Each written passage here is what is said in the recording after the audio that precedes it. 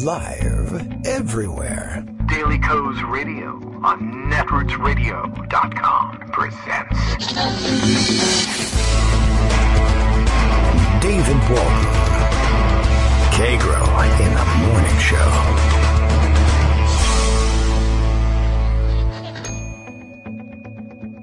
Now, here's David Waldman.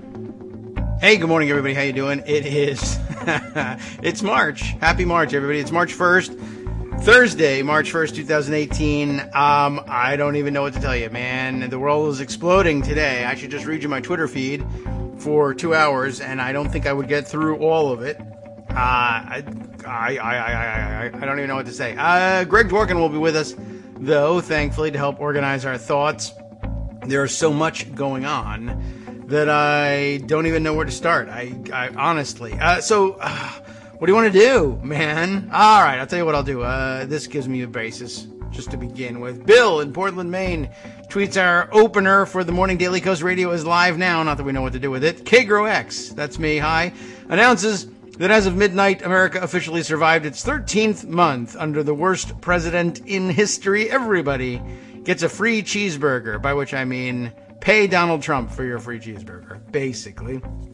I don't even know where to start on this whole thing, and should we jump in on the side of the gun stuff? Donald Trump, dotard in chief. Again, this is what they mean when they say dotard. He had a meeting on guns because, I don't know, everybody's talking about it. So they had a meeting, and I'm bringing together a bipartisan. Let's do a bipartisan. I'm going to bring together a bipartisan group of legislators, he says, talk about guns. I don't even know what the purpose was, whatever. They want to be seen on television discussing the gun issue, so he got that. By the way, it was reported that he snubbed the Democratic senator from, Florida, where the last shooting happened, Bill Nelson, because he was, I guess, not sufficiently submissive to the NRA. He had criticized the NRA, even though that's what Donald Trump was there to do. He wanted to be seen on television doing something about guns and saying something about not being afraid of the NRA. I'm not really sure why he felt the need to do that, but somebody must have told him that would look strong. I'm going to look very strongly at being strong about guns, even though NRA. Let's do a bipartisan. So he put together a group, whatever. And so you saw the clips, right? I mean, he just sat there and said dotardly things like, I think most infamously, the old, who cares about due process? Donald Trump does not know what due process is. He doesn't know what it means. He knows it's sort of legal sounding. It makes me sound like something of a little bit of a legal eagle. You remember that movie? That was awesome. Anyway, let me just say some legal terminology. Due process. Let's do the due process later. So he tells what? Mike Pence sits there. Mike Pence, by the way, Oscar nominated for Best Supporting Actor yesterday. Says the boring white bread crap, whatever, that needed to be said. Well, we're going to look at this and that and that. Nobody's rights will be trampled. And of course, he spells out specifically, we're going to have due process first. But we're going to look at that whole thing where mental illness comes up as an issue, and we'll, maybe go and the police can take away the guns, and not just guns, any weapons. I'm so broad-minded. But for nobody's rights will be trampled. We'll have due process first. Trump, of course, jumps in. No, we're going to do the due process. No, forget the due process. I like to take the guns first. I like to go in there. I like to. You don't like to anything. You won't even like to get out of your golf cart at the green. You probably play like golf cart polo if they would let you, or if people would let you get away with that putting. Just drive up and whack the thing as you drive by. Laziest president ever. I like to take the guns, just like he was going to run into the Parkland High School there, Marjorie Stoneman Douglas High School, which I now remember, and disarm the shooter all by himself. I like to take the guns. Let's do the due process later, because courts, they take forever. Mike Pence, again, Oscar nominated, I would have to say, for just blowing straight past that. Thank you very much, Mr. President. Blah, blah, blah. It totally ignores it, as Sean Hannity did, who did a whole segment apparently on his show yesterday about how Obama, I guess, is still coming for your guns. Reporting on Democrats wanting to grab guns and violate your rights. No mention of the fact that the president put himself on television to say, you know what I like? I like to get rid of the Constitution and grab people's guns because it's so great. And we pretend, he didn't say that. But again, he's got no idea what that means. And so today, I guess, if Sarah Huckabee Sanders has a briefing, and I understand they may be canceling all briefings because the world is so crazy. That was the least crazy thing that happened yesterday. They got so many issues they might not have a press briefing. But I'm sure as soon as she's asked about it, the president didn't mean that or whatever, the president will tweet today, I didn't mean it, or he won't acknowledge he said something to me. I'm for the Second Amendment. It's great. Crooked Hillary is going to take your guns, and that's that. It'll be gone. Don't save it. Don't put it in your back pocket. It was worthless the moment he said it because he said it. And that becomes an issue in a number, and like 15 other things. Greg is here waiting patiently. Hope Hicks is gone. Jared Kushner should be. The president just threw the Republican Party out the window.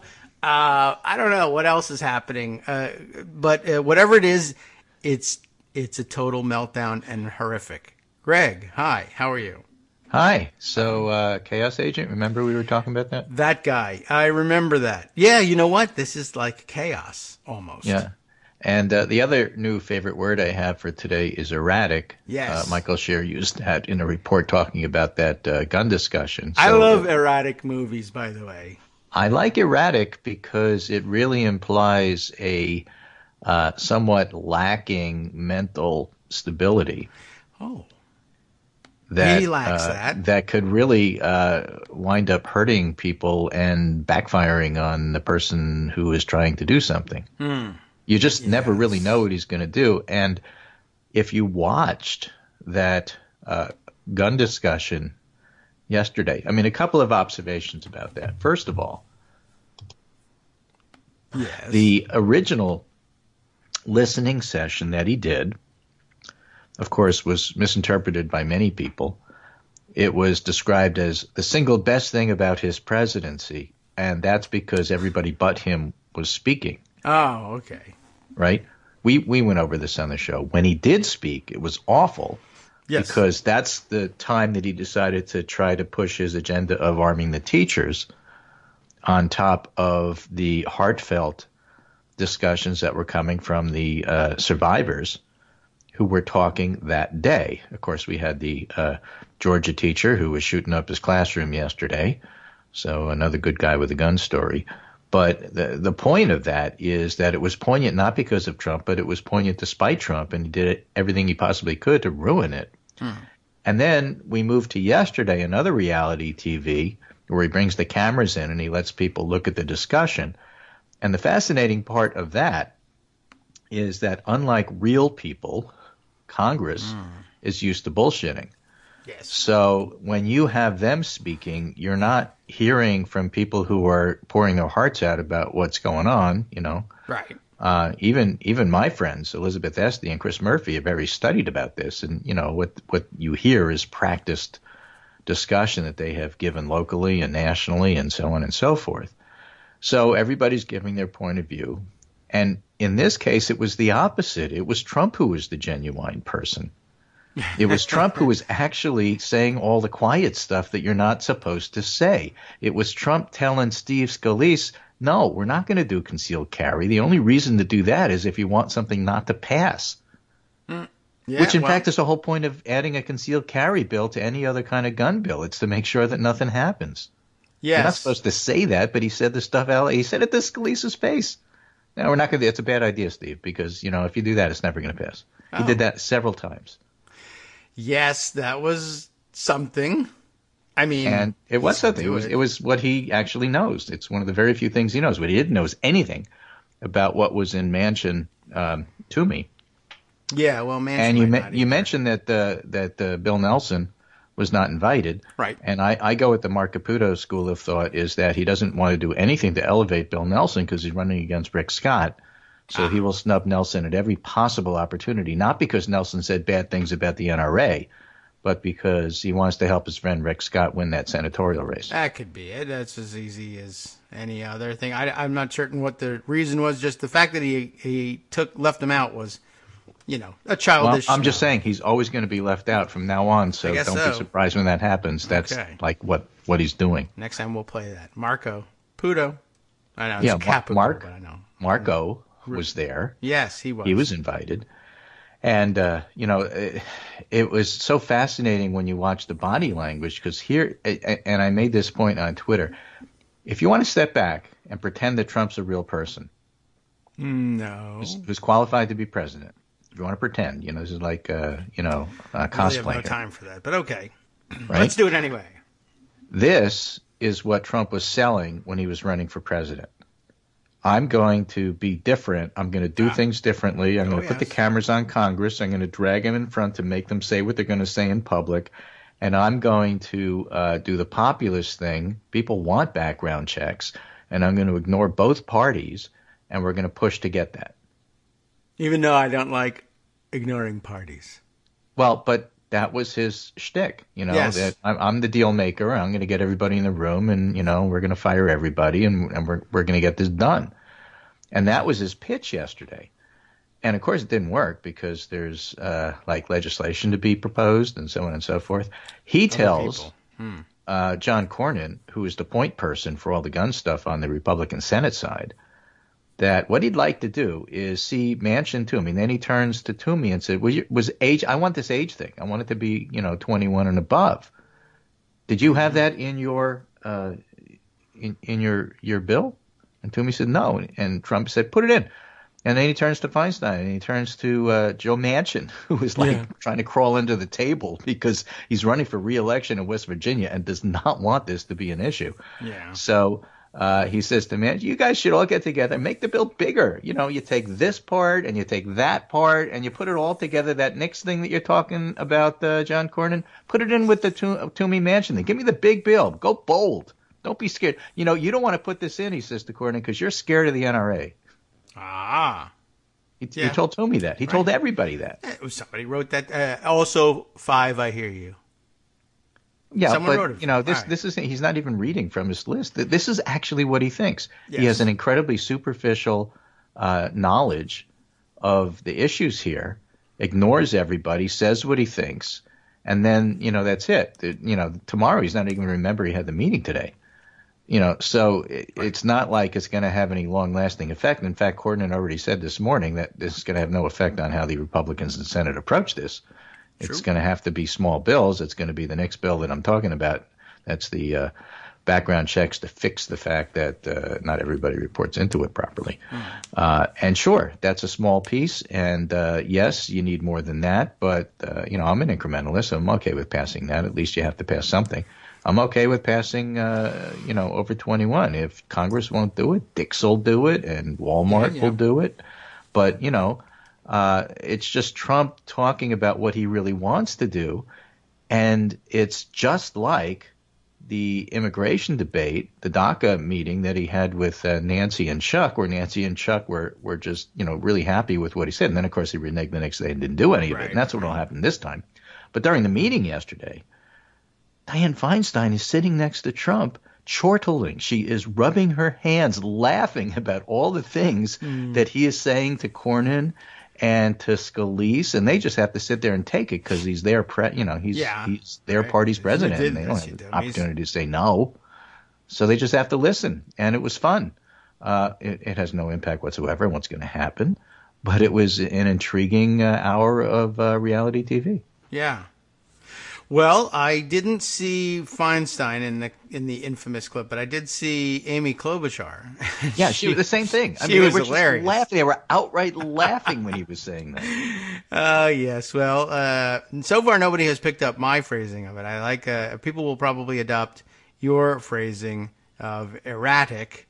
to go along with Chaos Agent. I just think, they should really just do this in the meeting. If Amy Klobuchar had just gone, no due process, right in his face, I think that would have been a stellar moment. But senators would have been rarely even better. Have you seen Black Panther? Yes, sure. Well, what if Trump started to speak and everybody just went, huh, and just cut him off? I guess that might work. They might as well. But the thing is, what if it were just the Republicans doing that? Oh, well, they are doing that, sort of. I mean, Mike Pence just blew right past it. I thought that was funny, it's a cultural touchdown here. All of a sudden, it's like when Billie Jean King won and all little boys wanted to be athletes like Billie Jean King. Maybe. I'm still astonished. I don't know who to, I think, I'm not sure where the best performance goes. To Feinstein and Klobuchar for their laughter and display of emotion, or to Mike Pence for just bulldozing ahead. Yeah, right, whatever, nothing. You didn't say anything. You're the greatest, Mr. President. What you just said is fantastic, except the opposite. Right, exactly. So anyway, so that happened. But let me just read to you. I have this little tweet from CL Kapar. It was really helpful in because it was such a huge news day yesterday. He hasn't said that in a while. Huge. He bigly. He summarized it. Sahil did. So Hope Hicks resigns. Jared loses top secret clearance. Yes. Kelly versus Javanka in a death match. Okay, I missed that one, but okay. Right? I mean, because only one of them is Kelly. live. Kelly and Conway is okay. No, okay. Right. No. John Kelly versus Javanka. Yes, right. Got that. Right. Trump versus Sessions. Oh yeah, right. I'm so angry. Okay. Right. Trump called Sessions Mr. Magoo. Remember that? I did see that. That was funny. Companies are ditching the NRA. Right. And then there's the Trump Hill gun meeting. We were just talking about that. Manafort has a trial date set. I think it's September 17th in Salem, Massachusetts, to honor the witch hunt. Okay. Right. Mueller on the Trump Dem emails that reports that Mueller, it seems like a year ago, but yesterday it was reported that Mueller's really honing in on whether Trump knew in advance that John Podesta's emails were going to be leaked. Yes. That kind of is that's investigating Trump. Yeah. That guy. Yeah. Well, I'm not under investigation. Yeah. Well, actually, you are. There's Ben Carson doing a 12 chairs thing. Oh, yes. Right. A $31,000 dining set. Uh-huh. How can a dining set be worth $31,000? Is either drugs or jewels that are sewn into the that could be chairs. That's the only possible way they can cost that much. Yeah, I couldn't find anything that cost that much, but Alaska's Dong Young weighs in on Jews. You heard about that one? Yeah. If they only had been armed, the Holocaust wouldn't have happened. Right. Right. I mean, that is such a anti-Semitic trope that is old. I can't believe he's still on that one. Worse. But it came up in the gun debate, of course. Yes, I did see on Twitter somebody actually laid out. And all of that was just yesterday. Yes, it was. I just don't. Yeah. I don't know what to tell you. You can pick and choose what you want to talk about when you're done. I'm going to just stick to the gun stuff because it's so much. You just Mike Pence your way right through this. Go ahead. Yeah, exactly. I'm not doing a radio show. I don't like to do that, so I'm not going to. I talk with Mother, and I don't have to. Right? Okay. So the New Yorker had a cartoon today by Ellis Rosen, very funny. It is a picture of a plaque. And it says, This is to certify that the President of the United States has awarded himself the Medal of Honor for probably running in, even without a weapon, had he only been there. 26 February 2018, signed by Donald Trump. Right. Good job, Don. Good job, Don, right? He did it. He made it. He disarmed the teacher in Georgia as well. Yeah, exactly. I have this reporting resources thing from Dave Gutkowski, who is a conservative gun owner and expert. And he did it as a service to everybody who talks about exactly how you're supposed to describe these items. It's actually very funny and somewhat amusing, but actually very helpful. Okay. So it's done in the form of slides. All right. Twitter slides. And for example, his first slide there, the problem, he says, people think that reporters are ignorant when it comes to guns, and many are. Here's a common meme gun owners share on social media. And it's a picture of two columns. On one column are pictures of all the different kinds of weapons, rifles, machine guns, a Daisy, right? And a rocket propelled grenade, an RPG, a car, okay? Machine guns and assault rifles is the title of the list of these pictures, and they're all labeled AR-15. Okay. Right? And on the other side are handguns. So there's a Glock, there's a water pistol, there's a William Tell, one of those crossbows. Okay. There's a cartoon gun that when you shoot it, it says bang, right? And those are and there's a 18th century style dueling pistol, and they're all described as Glocks. And the point he's trying to make is to reporters, there's only two kinds of guns. There's AR-15s and then there's Glocks. The rifles and shotguns are all AR-15s and the handguns are all Glocks. And if you make these kinds of mistakes, when you talk to people, they get on your case. You know about this. Yeah, so he's talking about how this could be better done. And he actually goes through an extremely detailed, this is what they're called, this is why they're called that, no judgment involved, but just, know your nomenclature. And Christopher Moore did a much simpler one. He wrote, my non-gun savvy friends, what you want is a ban on all center-fire semi-automatic rifles with a magazine capacity of over 6. Okay. Or you don't want a pistol with a magazine over 10.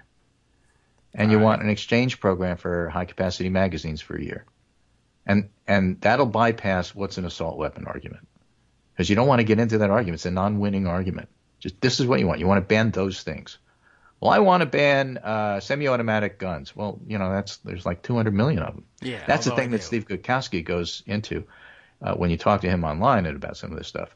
Just understand that I'm not making a judgment one way or the other, but understand that if you are saying you want to ban semi-automatic weapons, you're talking about 100 million guns. Yes. Just so you know. I mean, that's fine, but just so you know, because that's how many there are. Got it. And so the Christopher Moore thing is kind of useful. Not that you have to, stick to. It's just that, look, if you want to talk about what we're talking about, it's this, and then he gives it to you. Another simple way to do it is to go to the Giffords Law Center. I just happen to pick Connecticut for reasons that escape me. And they have a page, assault weapons in Connecticut, and then they go through when Connecticut banned them, what did they define them on? The state prohibits any person from possessing an assault weapon unless the weapon was possessed prior to July 1st, 1994, and the possessor was eligible to apply for a certificate of possession by July 1, 1994, and they define it as any selective fire firearm capable of fully automatic, semi-automatic, or burst fire at the option of the user. So that would include bump stocks because it's burst fire. Sure. Any semi-automatic centerfire rifle, regardless of the date, that has the ability to accept a detachable magazine, and they go on with details about exactly what it is. So, if that's your complaint, that you guys are talking about it without knowing exactly what it is, well, here's your references for what it is. Let's talk about what we're actually going to do, because that's really the topic here that you're trying to avoid. Okay. So it's useful there. Yes. The other fun thing, it was amazing, really. And I have this Anupam Bapu Jena. Yes. Put an article in the New England Journal of Medicine this week called Reduction in Firearm Injuries During NRA Annual Conventions. Yeah, and that might be misleading as a title at first because you're thinking, I would think there would probably be more injuries among people attending the NRA convention. And one, there aren't, but two, just wait. Maybe there are. He didn't look at what happened in the building. That's the part he didn't look at. Now he's looking about outside the building. Right. It's a 20% reduction in gun injuries during convention dates versus identical days in surrounding 3 weeks. So the largest reductions are in men, who comprise the majority convention attendees. The largest reductions are in states with high gun ownership. The largest reductions when convention is held in a given individual state in a given year. That's because in that state the conventions are easier to attend if it happens to be in your state.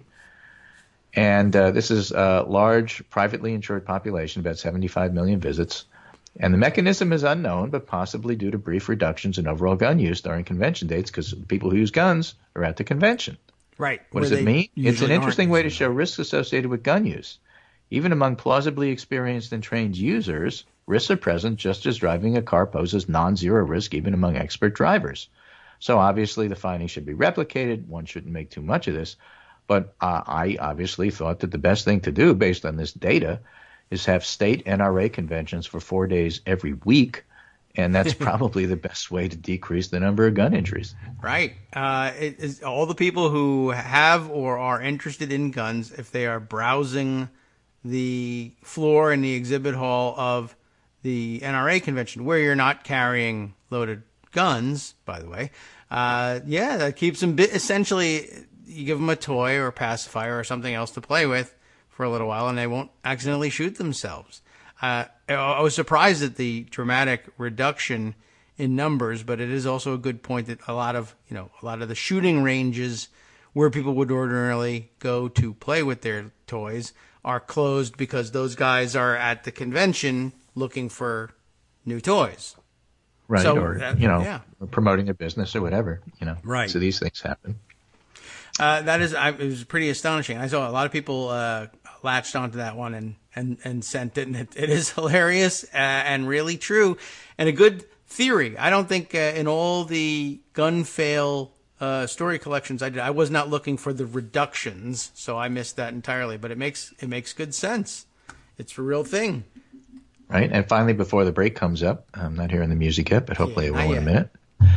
Unrolled thread from Alan Levinowitz, who's looking at a David French piece on gun culture in the Atlantic about just how much fun it is and important it is and wildly motivating it is to be able to shoot. Well, yeehaw. And he does a brief analysis, basically, pointing out that these personal anecdotes of threat and trauma are exactly what you'd see in people who have sought to push alternative medicine. In this case, the threat comes from a diseased and polluted world, not diseased and polluted souls. So we'll go into that after the break. Oh, okay, that sounds a little more complex. All right, we'll give that some thought. We'll be back in 2 minutes to go over, well, I don't know, the world may collapse in between then and now. If it does, we'll let you know. We'll be right back. Hi, it's me, David Waldman, your host for Kagro in the Morning, interrupting this little break to say thanks so much to all of you who are contributing supporters of Kagro in the Morning. Thousands of you are downloading the show each day, but fewer than 1 in 25 regular listeners are donating to help keep us on the air. For the money you'd spend on a single 3-minute iTunes song, we bring you 2 hours of great news and entertainment every day, 5 days a week. Patreon.com, Patreon.com makes it easy. You can find us there by searching Kagro X or David Waldman or Kagro in the Morning or even Daily Coast Radio in their search box, and you'll be right where you need to be to make easy, recurring monthly contributions to support our show. Once again, thanks so much for your support.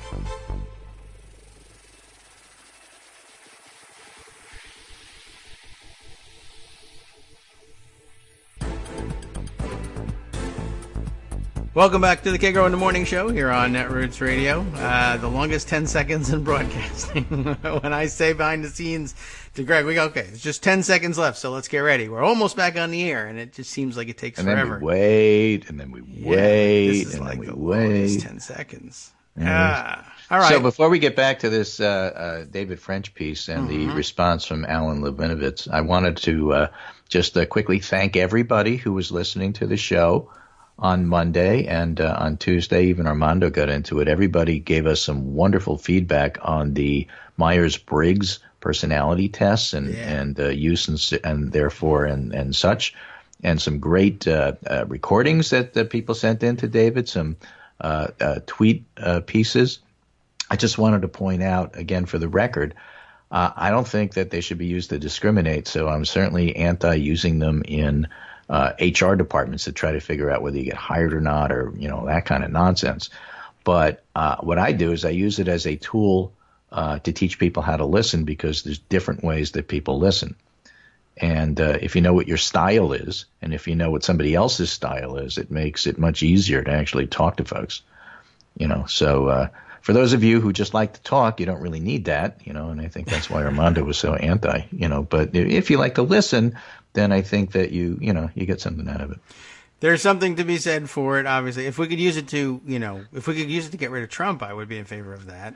Right, but I think it really does help a lot when and we saw it again today. We used it from the example of reporters who couldn't understand how you could come to the conclusion that there's collusion because Mueller didn't spell it out in that particular indictment. That's how we started. We see it today because those very same reporters are arguing with their readers on Twitter because Maggie Haberman had a piece about Hope Hicks. Why? And what she said is that sources tell her that Hicks had decided to leave prior to the announcement yesterday, and that she had decided at least by the weekend that this is what was going to happen. Sure.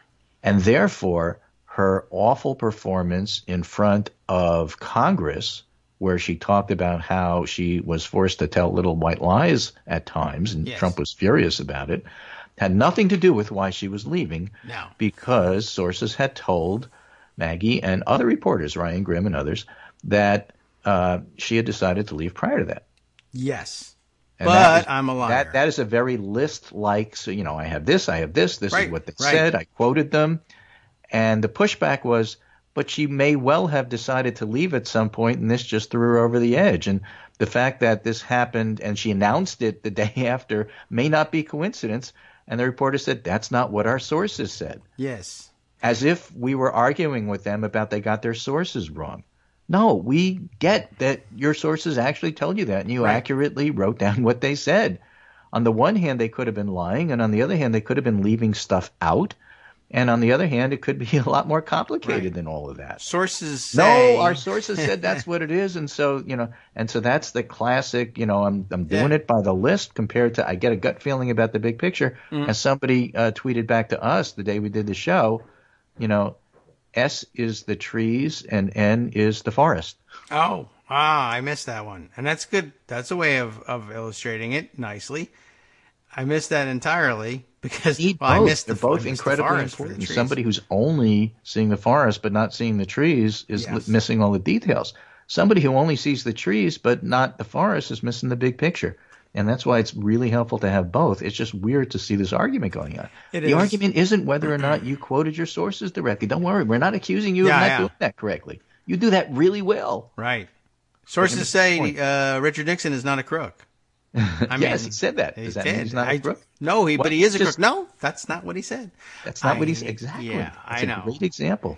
That's going to happen with reporters, and a lot of it is because... Well, one, it's the training, and two, it's the legal framework that they impose on top of it. We only let you go to print if you have two sources that will corroborate this, and we only let you go to print that way because if you don't, we'll get sued. Yeah, I mean, that guy's crazy, but I can't print it until I get two people who say on record that he's crazy. Right, and then they have to say that, two sources close to him alleged that he was crazy. Yeah, but the fact is he's crazy. Yeah. Right, so they don't do that stuff. I don't know why she was doing that, and honestly, in particular, this crazy. He's erratic. Yeah, well, this example in particular, source says I'm a liar. Okay, got it. And also, this is not why I'm leaving. I planned it a long time. I totally meant to walk into that glass door, and the reason I'm leaving is something different. It's just coincidence. All right, I'll print that. It's the different thing. Okay. What about the first part where they said, I'm a liar? What about the fact that the White House lies? And the reporter said, well, we also talked to friends of hers that don't work in the White House, and they told us the same thing, that she was unhappy and was planning on leaving. That's probably true. It is highly unlikely that she made the decision to leave 35 seconds before it was announced. Yes, well, sure. But that's still not the point. Why now? Why was the timing so terrible? If she's the communications director and an expert in this field, that she would leave the day after her disastrous hearing, making it look like that's what pushed her out. Because she's not an expert, she's a pants steamer, and that's it. That hearing helped push her out. Yeah, I don't know. I don't know what she's doing. I don't know why she's getting up in arms about it, reporting. But honestly, you couldn't have a clearer illustration than a person who says in the morning, I'm a liar. Come and see me this afternoon for a quote about what's really happening. Mm-hmm. It's a lie. Okay. Right. And the other part that was really fun is, so who cares? I mean, this is That's like a also true. 20-something person who shouldn't have been in that job in the first place. Like the whole, I mean, I think Rachel Maddow on her show has this board where she has everybody who leaves. Right. And it's getting bigger and bigger and bigger. And the print is getting smaller and smaller and smaller to get it all in to the screen. Does she duck so now that? It's to the point where she shows the board, but you can't read it. I mean, the print is too small. Yeah. It was like that New York Times piece about all the lies Trump told, and it was in like eensy-beensy tiny possible print. They should do it like when they run the credits before a commercial on a movie and TV, and it just zooms by. Well, somebody said that, actually. You know, you're looking at that screen and you get the feeling like this is the credits at the end of a Marvel movie, and you have to go all the way to the very end to find out what's going to happen next with the Avengers. At the end, and Trump comes in, and you're all fired. And so right, exactly. But, you know, it's just there's so much going on. But it turns out that Hope Hicks may be, you know, competent or incompetent at her job. It's hard to tell. Incompetent. But the point is, she along with Ivanka and Jared, are the three people in the White House that Trump trusts. Yeah. That's it. Nobody else. Now it's down to two. Yeah. And Ivanka and Jared are under furious fire. Yes. Because it turns out Jared was in the White House taking money from people to prop up his business. Yes, they were bribing him. That got breaks. You know, I mean, this is kind of a problem. The pay-for-play stuff that they always accuse the Clintons of probably doing without naming it. Again. Yes. Oh, by the way, nobody needed details on that. Where were all my S people? About Donald Trump and making accusations about the Clinton Foundation. Everybody was an N for the Clinton Foundation. Yeah, we all knew. I mean, you didn't need evidence. Right. But now everybody's an S on collusion. All right. Yeah. Well, you know, so that's the way that works. And you scratch your head and say, why is he always getting the benefit of the doubt? It's ridiculous. He's already proven that he's a liar. And in fact, his own staff tell you that the White House communications staff lies to you. That would include, of course, Sarah Huckabee Sanders. Yeah. So why should you believe anything that they say? Well, we don't. We just report what they say. Well, you know, again, let's not get too far on that. The point here is that Trump is down to only two people, and those two people, his daughter and his son-in-law, both are also incredibly unqualified to serve in their positions and may get forced out. Yeah. Whoops. If not by John Kelly, who may lose that death match, but by, you know, prosecutions, by being investigated by Mueller, this, that, and everything else, which is, by the way, a reminder. Remember, people used to call Hope Hicks Trump's other daughter. Yes. With all the implications therein. Right. And why nepotism is bad. Those are bad things. The nepotism thing, I don't understand not how out. people have. You know, that's why people don't do that. That's why you have emoluments, concerns and stuff like that. Yes. So Jared is under the influence or attempted to be under the influence of a lot of foreign countries who are trying to get to Trump through Jared, because Jared's seen as a wink link. He's vulnerable and he's stupid. And so for those two reasons, they really like going through him and him alone, just the way that they wanted to go through Manafort. Yeah. And those are the things that an N would look at and say, okay, that's what Robert Mueller is all trying to tie together. Yeah. Whereas the S would say he has not pled guilty. He hasn't done it yet. Well, that's true. He's not done. Ah, okay. Well, much to do. It's a big day. Here's another sidelight of that.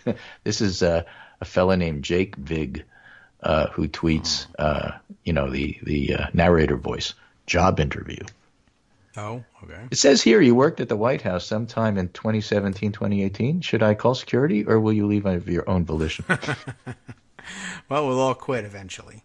There was a report that people in the White House leaving the White House are having trouble finding jobs. Yeah? It's not like the old, you go right into the Heritage Foundation. They don't want these people. That's pretty amazing. So, he's not creating jobs. Well, yeah, he does happen to bring literally the worst people, even though I recall, I think that he said he was going to bring the best people. Yeah, and he was going to drain the swamp, and none of that, of course, is right. true. Yeah, that true. Also didn't happen.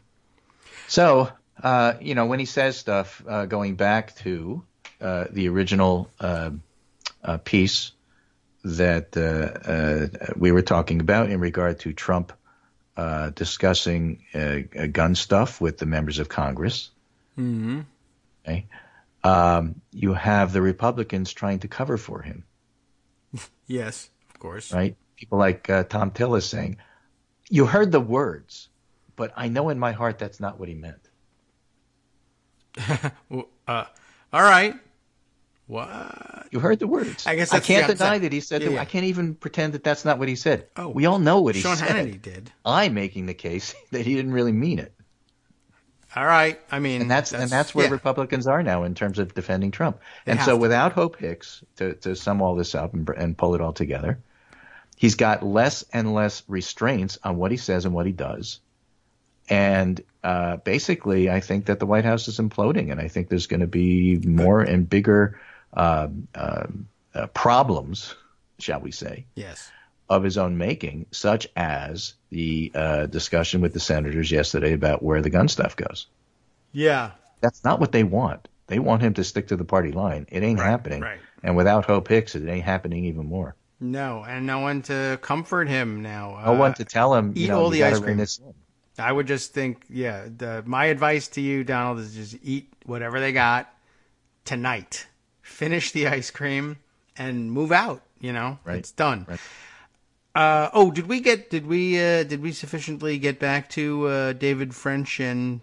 Well, I'm going to finish that, okay. And hopefully Armando will have a chance to call in and talk a little bit more about Jared, because this is big time stuff that's going on with him. Yes, he's jumping up and down in the background. I already did use the B word here for bribery, so we're on track.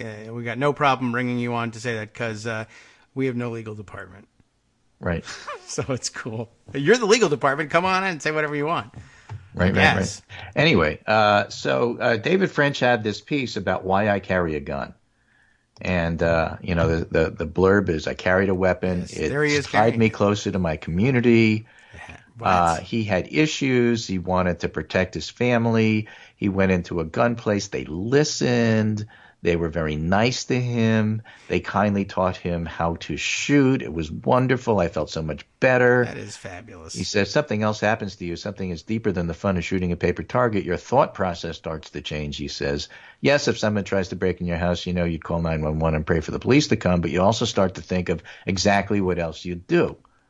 If you heard the bump in the night, how would you protect yourself until the police arrive? Well, if you're Oscar Pistorius, you pull out a gun and you shoot your girlfriend is what happens. That's correct. But whatever. You're surprised at how much safer you feel with a gun in the house, ignoring all the details about more accident likely than you being a hero and save people.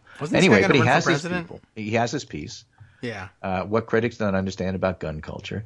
And Alan Levitovitz writes, his moving and illuminating article begins with personal anecdotes of threat and trauma, and it's precisely what you'll see in people who have sought out alternative medicine.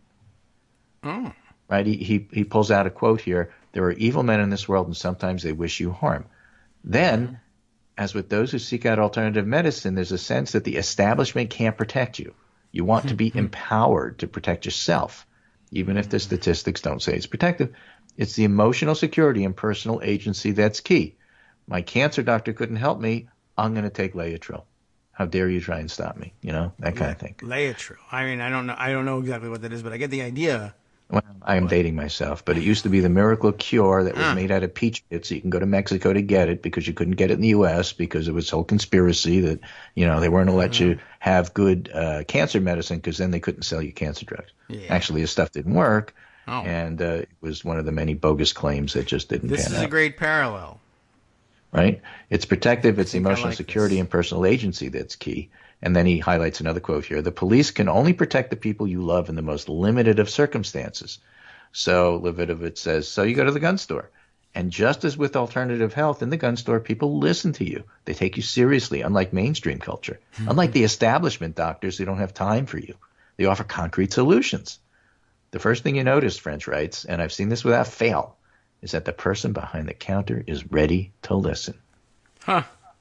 You get talked through a process systematically. Take these pills, use this. He meant ultraviolet, but what he wrote is ultraviolent sauna. Well, that's and good. eat organic.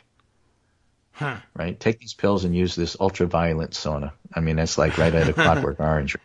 And there's a thrill as you buy the ingredients of safer, healthier life. You think about how you'd stop an intruder just like you'd stop cancer. Yeah.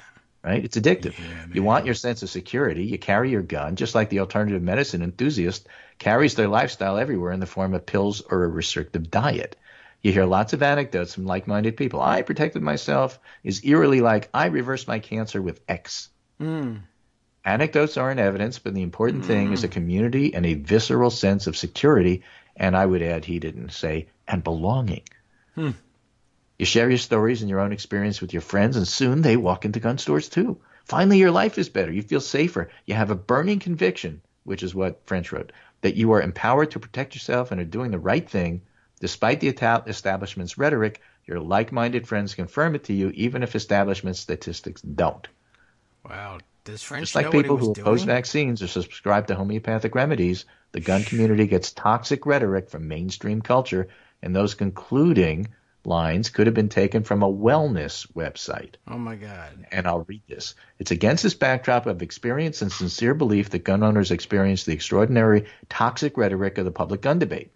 People who want to stop murders are compared to terrorists. People who want to prevent guns from falling in the wrong hands are compared to mass shooters. People who are told they have blood on their hands when they aspire to have all the courage that Broward County School Resource Officer Scott Peterson so clearly lacked.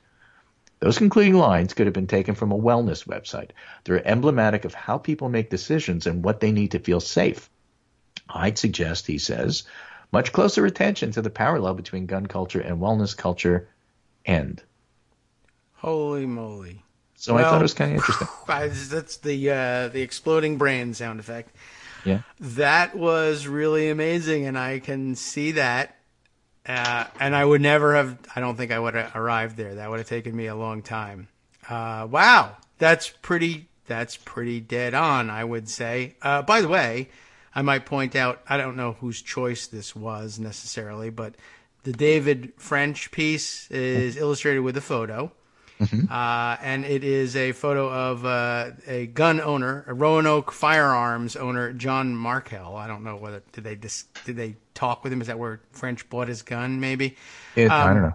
But he's got his gun in his hand, but he's like just palming it. He's not holding it like ready to fire. He's displaying the gun. His finger is not around the trigger. Right. It's nearby, but it's not on the trigger. And who's the maker of this pistol?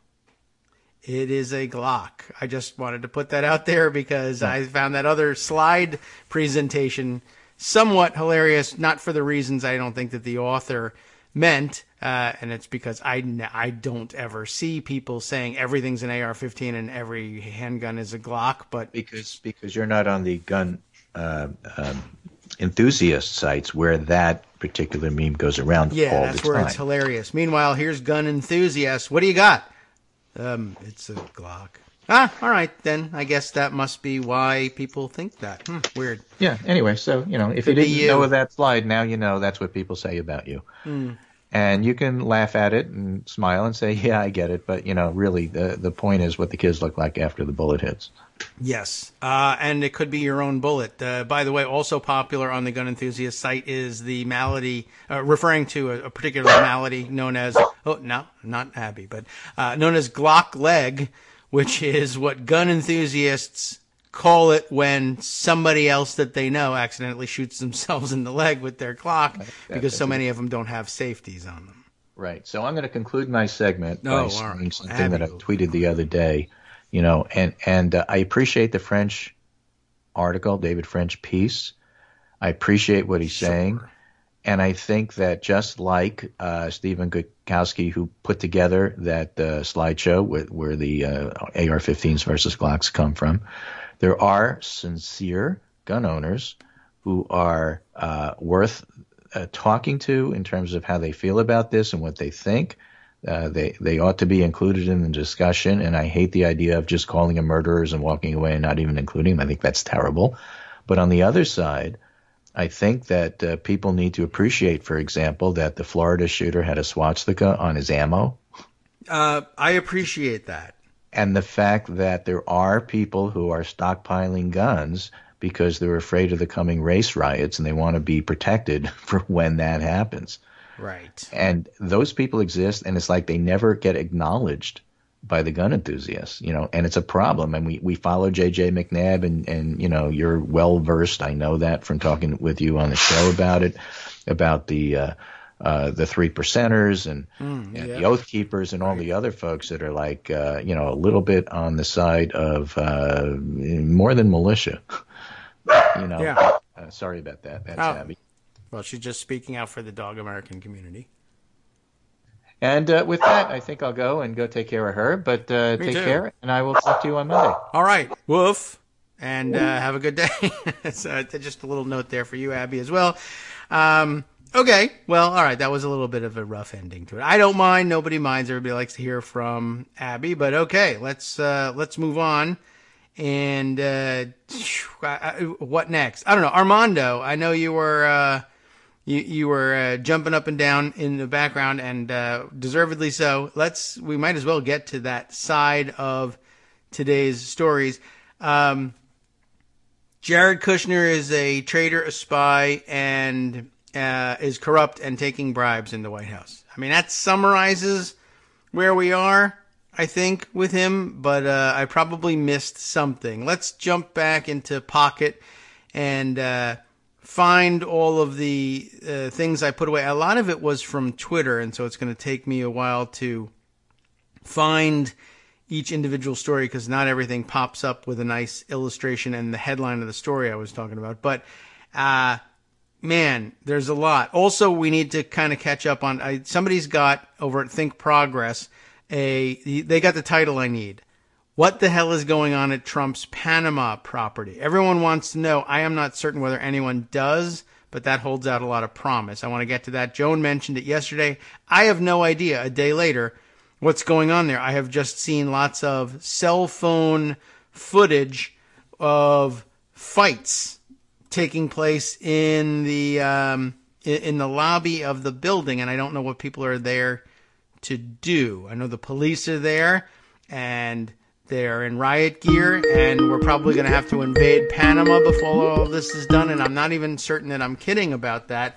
I have a feeling that the Panamanian authorities may be getting a hold of information that will be incredibly damning for the Trump organization, and a good way to dispense with that probably being discussed, somewhere in the White House and the Pentagon as well. If we invade and declare the Panamanian government to be some sort of, illegal military dictatorship regime and get rid of it, then it's a blow for freedom. And who's going to know? Who's going to know the difference? If we tell Americans that there was a military dictatorship there, they'll believe it. I don't know. Do you know what the form of government? Who's the current head of state in Panama? Armando. Noriega. Yeah, as far as I know, it's Manuel Noriega. That's right. So I really don't know. They could probably convince me of that. Or they say, well, you remember all the Panama Papers thing? Yeah, what about it? Well, that just shows that everything is totally corrupt down there. So we drained the swamp. Oh, yeah, all right, cool. I don't know whether that describes the picture accurately or not, but could you sell an American military intervention in Central America, Panama, where we have already done it? Sure. All right. So I don't know. We'll have to find out what's going on there. In the meantime, we can talk about Jared Kushner, who, can we sum it up? He's taking bribes. People want to come into the White House and push a legislative agenda or regulatory agenda. And apparently Kushner says, if you lend me $100 million, you can have that. And they do. Yeah. So then they win. Are you as old as me and remember when Kushner was supposedly selling his interest in the company to his brother?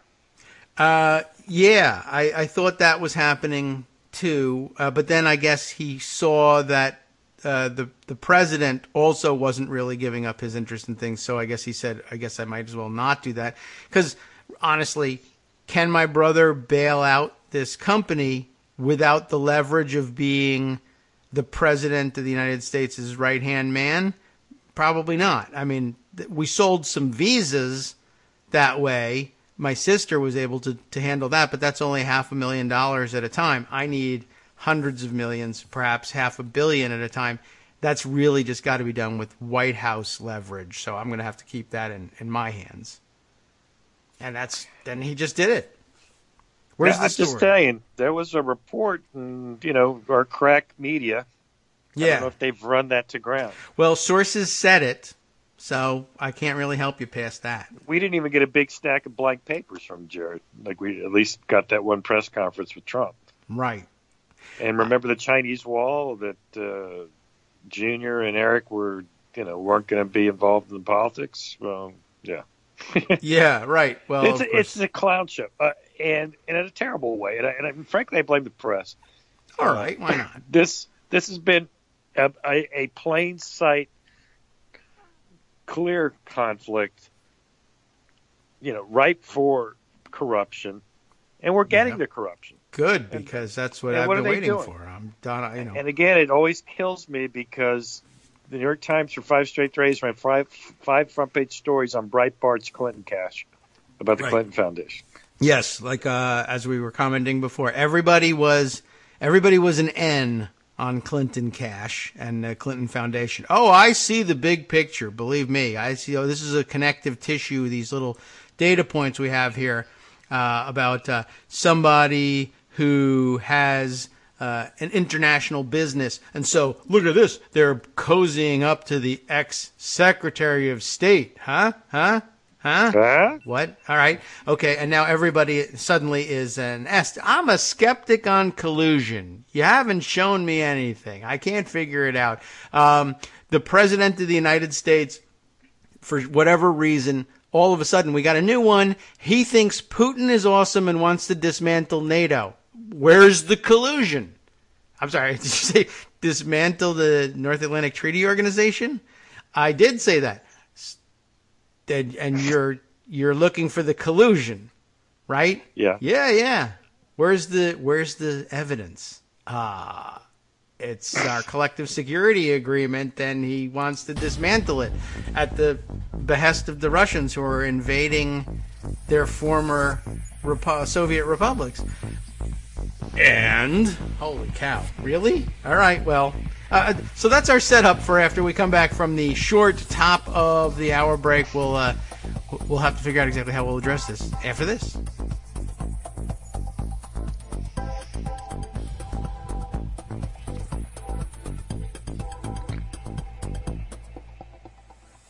Well, I think that building's the biggest problem. He has a $1.2 billion, and I personally think, and no one's reported on this, he has personal guarantees on that building. I really do think that. How did he get that? I'd like can I get a loan give a personal guarantee for the loan? Yeah, sure. You're 20, no, but right? You should know, because Trump had personal guarantees on all of his stuff. True. It occurs to me now as I'm gabbing away, I realize, oh yeah, right, this is the 1 minute break. So those of you rejoining us after just 1 minute have heard us gabbing our way through the break and then back out of it, planning on what we were going to tell you. It's no secret that we were going to talk to you about the fact that Jared Kushner is on a tear, taking bribes from anyone who'll give them, based on his need to get bailed out on his family's incredibly stupid looking now real estate portfolio, and that it's real trouble for them because they structured the thing very badly. They overpaid for the flagship buildings that they bought, and somehow he, as we were saying as we came out of the break, talked banks into lending them money with a personal guarantee from him.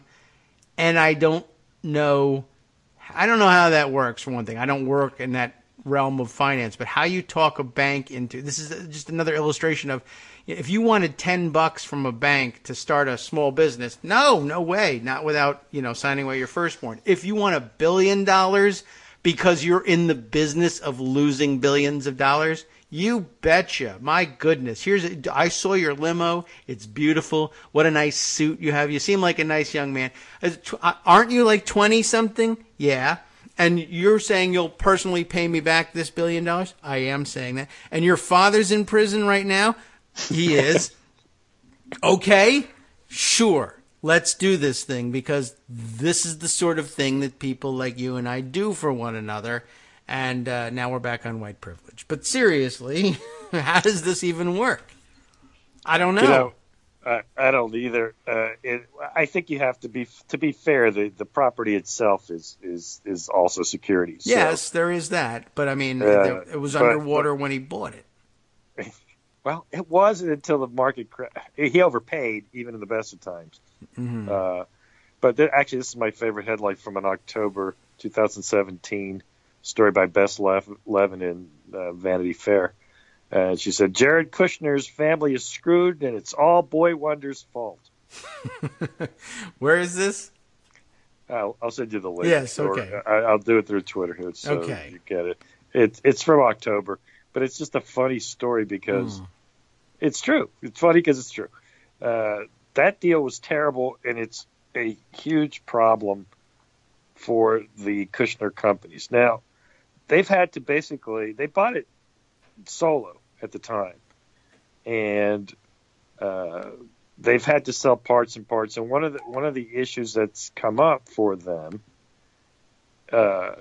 is that they had to sell nearly half of it to Vornado Realty. Vornado Realty is like a real big time heavy hitter, right? Not the people who make the forced air heating fans. This is the real estate company in New York, and it's so you don't confuse the product. It's a big time real estate company, unlike the Trump organization, which actually is nothing. Yeah, in peanuts real compared to that. But they sold 49.5%, probably at a loss. But they needed cash because the building's empty. It's only like a third filled with tenants. They've got debt service. They've got a huge balloon payment due soon. And that's why Jared can't quit. And why did Jared go to the White House in the first place? Why did he join government? Is he a patriot? Peace in the Middle East. Peace. Wait, well, that's it. That's part two. Yeah. But why did he go? I mean, that wasn't it. Yeah, it was to collect bribes. What does he know about anything? And what does he really care? Right, let's be honest. That's true. And why can't he just advise from outside if he has something that he has to say? He can just pick up the phone and call his father-in-law, right? Absolutely true. And, if you were I guess ask yourself, if you were in a position where you could walk into a bank and say, my dad's a criminal and I'm underwater, will you give me $1 billion? And the answer is yes. Why would you leave that? And the answer is you can go to the White House and ask for $2 billion and get it. And when they catch you, maybe get pardoned. I guess. Well, yeah, you got that, but again, let's pretend at the beginning this is an honest thing. Well, is this a good time for Jared to go to the government? It's not like the Kushner Companies isn't going through some rough times and has some big decisions and issues to be decided. They're really on the precipice, and they were. Yeah, they have this huge debt service. They have a huge problem. They've got to work it out. Mm-hmm. Shouldn't he stay at his family business and try to work out all the problems he caused? Yes, unless you can. I mean, like saying, your point is, of course, no, this is him working out the family problems. This is him going to the government. Right, so I'll just change the law so that things aren't problems for me now. And then there's part two. Okay, so you're in the government. What part should you handle? What do you know about foreign policy, Jared? Nothing. All right. Well, then why should you be in foreign policy? Because I need to hit up the Chinese and the Saudis and everybody who has a lot of money to help my companies out. No banks in America will lend to us, so I need to go to foreign banks. That's foreign policy. Exactly. I have to go. Yeah, and then, of course, which part? You're Jewish, right? Do the Jew country thing. But they also gave him, they gave him Saudi Arabia and they gave him China. Right. China. Japan. Anyway, the point is none of it ever made any sense. No. From a personal standpoint or from a governmental, management standpoint. You have a Secretary of State. He's not going to be Secretary of State. What is he? He's going to be a special envoy to, one discrete thing. But he's also in charge of the innovation project, whatever the hell that was. And I think for a short period of time he was in charge with opioids too, or something. I don't know. Yeah, maybe. I mean, it went to Kellyanne, but he might have had that too. I'm going to Google that while you're At talking. any rate, the point I'm trying to Memory make is hole. Yeah. he couldn't get a security clearance. He can't do the job. Why is he there? He's there to get loans. He got one from Apollo Management for $184 million, for ostensibly to help in some Chicago project they're working on. And then he got a $325 million loan from Citibank, ostensibly for some Brooklyn project. But that's not the way the money works. It all comes into one kitty. Okay, we're going to spend it for that. And there's security and there's covenants and there's all that. But the money's there, and they move it. Yeah. Now, again, Jared's supposed to be out of the company. But he's meeting with guys who have relationships with the company, or who they're begging money for with the company. Yeah. And then we know that he did that in some meetings, particularly with I believe the United Arab Emirates, that he discussed the family business with these people. Dope. Yeah. This is just so brazen. How can anyone say this is okay? And I look at the media and I say, the New York Times put 5 pages of Clinton Cash BS on the front page in 2015.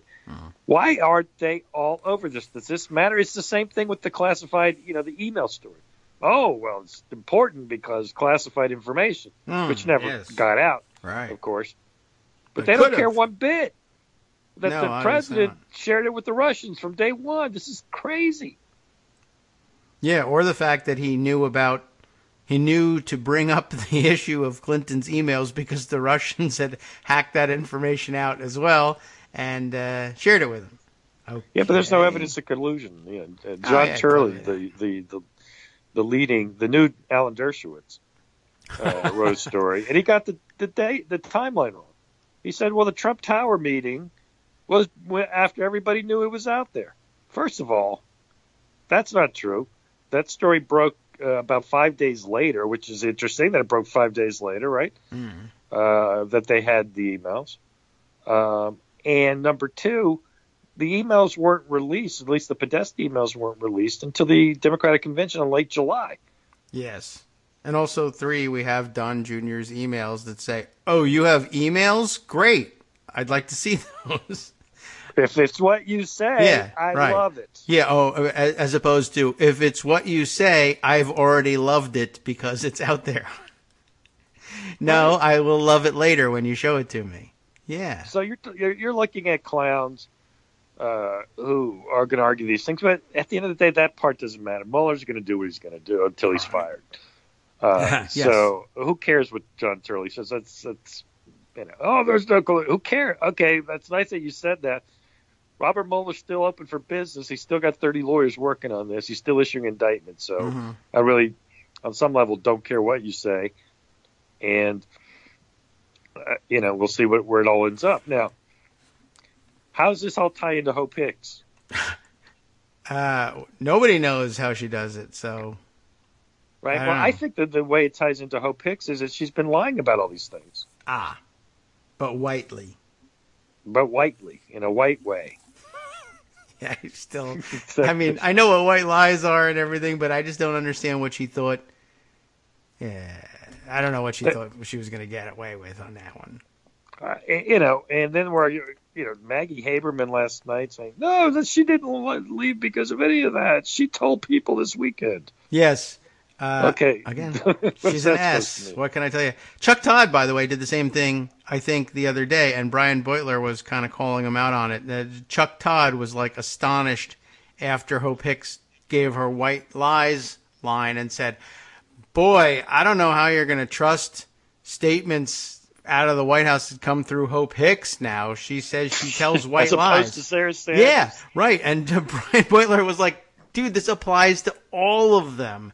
It's just only one of them was dumb enough to say, oh, am I a liar? Yeah, I'm a liar, sure. But in a good way.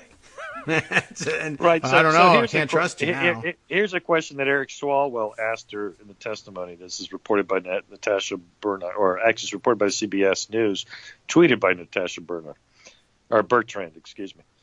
It says Eric Swalwell, the congressman from San Francisco, on the Intelligence Committee, asked Hope Hicks whether a number of Trump associates, including Kushner and Donald Trump Jr., had ever asked her to lie. She declined to answer in every case. But Michael Flynn, who she said had never asked her to lie, quote, in the campaign, unquote. What? What? I don't even understand. Yeah, I'm not certain. Okay. But what is this? So how is it executive privilege? You're saying Donald Trump Jr. is not even in the campaign, isn't even in the administration. Right. How can her conversation with Donald Trump Jr. be subject to executive privilege? It is, and it isn't. And then I did see that they took care never to actually formally invoke executive privilege in any of this. She just said, "I declined to answer," and people said, "Are you declining to answer direction of the White House?" Well, I declined to answer that too. All right, so and so I'm not even here. But that's another great example, right? Question, do you ever lie? I decline to answer that. Do you lie at the direction of the White House? I decline to answer that. Are you now declining to answer that at the direction of the White House? I decline to answer that, right? And people say she's A, a liar, and B, is being directed, obviously, by the White House not to answer this. And I don't know whether executive privilege is necessarily the reason she's doing it, but clearly that's it. The S people say, no, she didn't say that. She declined to answer. Therefore, you have no proof of any kind of, cooperation between her and the White House for the purposes of either lying or covering up for White House lies, and she's not invoking executive privilege, and she didn't say she was doing it at the direction of the White House. So, no. There's no evidence. But the rest of us see the forest. So, what do you do? I don't know. We're stuck with the press corps we've got, I guess, and we have to look to the new media type press corps with led by the people we refer to all the time, whether it's Brian Beutler, sometimes Ryan Grimm, Sam Stein, and others who say, I can see what's going on here, and so can everybody else. We're just we'll have to supply that kind of journalism if the traditional media won't. So I don't know. I don't either. But the idea that she doesn't answer about conversations she had with Donald Trump Jr. is unbelievable to me. I mean, what does that even mean? I don't know. Neither does anybody else. And apparently, people said, "Okay, no problem." Okay. Well, I'm glad that's over. Exactly. It's like, wait a second. And remember, the Donald Trump Jr. conversations relate to the statement that was released about the Trump Tower meetings when it came out last summer. And they issued a completely mendacious statement about it being about adoptions. Oh, yes, right. And as Scout Finch said the other day, Jen Hayden saying, I'm getting the feeling that maybe this meeting wasn't about adoptions after all. Well, of course it wasn't about adoptions, and once we saw the emails, we saw that statement was a lie. Right. In fact, as you may recall, Mark Corallo, who is no shrinking violet, a hard-nosed Republican lawyer, when that conversation went forward with her and Hicks, this is according to reporting, with her and Hicks and Donald Trump, the president, she said to Trump, no, we can say this because these emails will never come out. Yeah. And Corrallo said, wait a second. 29-year-olds think. I'm a lawyer. I can't be party to this. And he resigned. Yeah. And that's the kind of, I guess, what Donald Trump would call nonsense that he was talking about, like the idea of yesterday in the meeting about the guns. Yeah, you don't do the due process because the due process takes too long. I know from talking to lawyers, they won't let you do what you want to do when you want to do it. Like, say this because the emails will never come out, and so therefore we can lie. They are always mucking things up with their due process and their legal stuff that happens in court that I don't quite understand. And he's used to getting away with that. And I guess Hope Hicks is used to getting away with it too, because she only operated in the Donald Trump orbit. And what has she seen? Blatant lying left and right and getting away with it because nobody cares to prosecute some dumb old fuddy-duddy even if he's rich. Maybe because he's rich. By the way, you were not wrong about Jared Kushner and opioids. That is from a full year ago. In March of 2017, they were discussing, I just grabbed an article here from Vox. Jared Kushner is now tasked with solving the opioid crisis as well. No discussion, by the way, when they gave that over to him, over to Kellyanne Conway. There was no discussion of, well, he's really lost power in the White House, because I guess everybody was like, he wasn't doing anything about that anyway, and he probably didn't want it because it's not worth anything. I don't know what he thought anybody thought he could trade for that. Maybe loans from a pharmaceutical company. I guess it was everything was given to Jared at the time, and maybe, if I want to think of it very cynically, it's like to cover up that his real goal here was to get the foreign policy stuff so he could. I think you were probably right the first time. It was just like, I don't know. Trump said, didn't I say I had to do something about opioids during the campaign? Yeah, you did. All right, Jared, do the opioid thing. And Jared, say, I don't want the opioids thing. Well, who else am I going to give it to? I haven't been able to hire anybody. You take it. And if you don't want it, don't do anything. But we'll give it away until I can figure out who else to give it to. It's yours. All right. And think how unserious then the second option is. Kellyanne Conway, right? Sure. Or Fitzpatrick, whatever her name is. No, it's Conway now. Conway, yeah. I remember her when she was Fitzpatrick and spewing nonsense back then too. What does she know about it? I mean, if you're taking it seriously, you get an expert in the field to say, okay, well, these are the kind of things we need to think about. Yep. Well, this is what the coal miners The reality is it should be run out of Health and Human Services. By the way, who is the Secretary of Health and Human Services? Didn't they hire a pharmaceutical company guy? Nobody knows his name. But I have to look him up. Yeah, you do have to look him up. Nobody knows. They fired the other guy because he was taking bribes and living high on the hog and flying. Well, his problem was the airplanes. He's one of three with airplane problems. The other guy now at HUD has dining set problems. By the way, Alex Azar, he's the guy who's now the former pharmaceutical guy, is now the head of Health and Human Services. Tom Price was the guy who had to go, right? Because he was taking flights, but apparently we stopped worrying about that because Ryan Zink, or Zinke, however you say his name, is diverting pilots who are fighting forest fires to get them on little flights to Whitefish. Yes. Right, and what's his name? The Secretary of the Treasury also flying around on military aircraft as well, because he's got a rich wife who's much younger than he is, and they need that sort of thing in order to keep them happy. And or this one in particular does anyway. And so HUD and his dining room set, we found out yesterday. Also, Trump apparently furious about that, mostly because he's been found out that his administration is once again chock full of bribe-taking wackos, and so he's pretty mad. The CNN reports that the White House is furious at the embarrassing stories about the HUD dining room table, and I think we all are a little bit furious about that.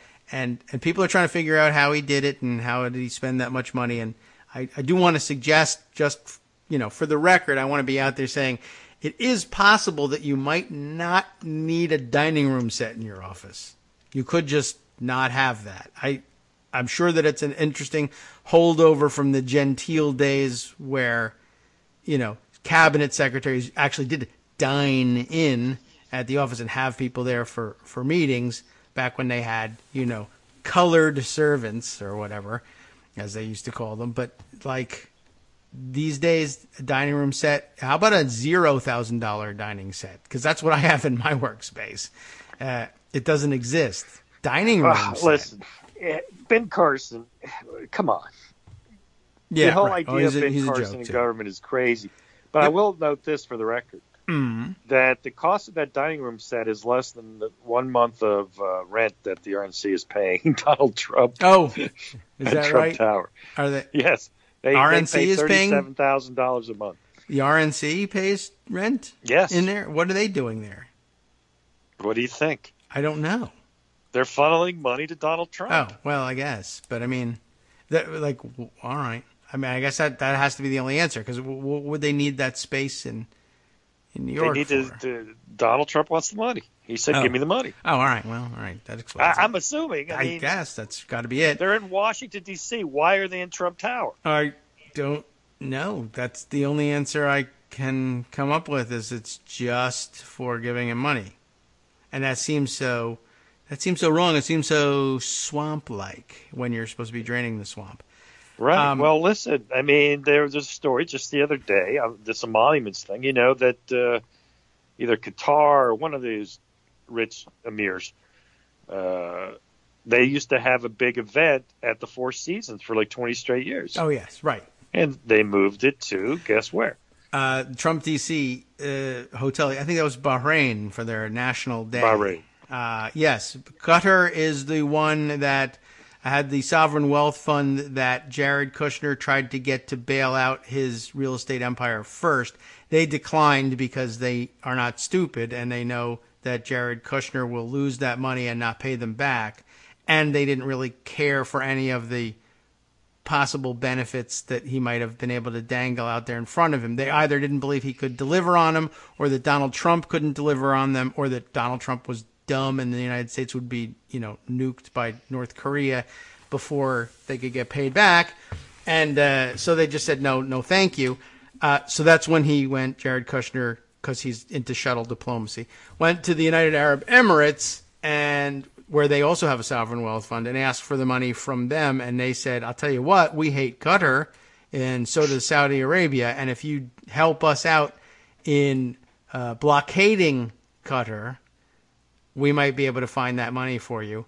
And then Mr. Middle East Peace came back and said, great new plan, Dad.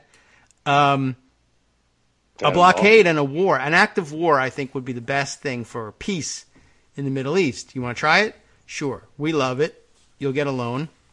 And that wasn't the only loan program he was working. Now that we found out about this other stuff, his domestic emoluments, Jared's domestic emoluments, rather than his Hillary ones. sold uranium to the Russians, and Jared sold the war to the Saudis and the UAE. Yeah, against Yemen. Right. The first of the Yemen, then now I guess Qatar. Although they're not bombing Qatar the way they are. I forget which war I'm talking about, but they sold the war. The United States government. Well, we had already bought that war. Sold a war so that Jared Kushner could get a loan.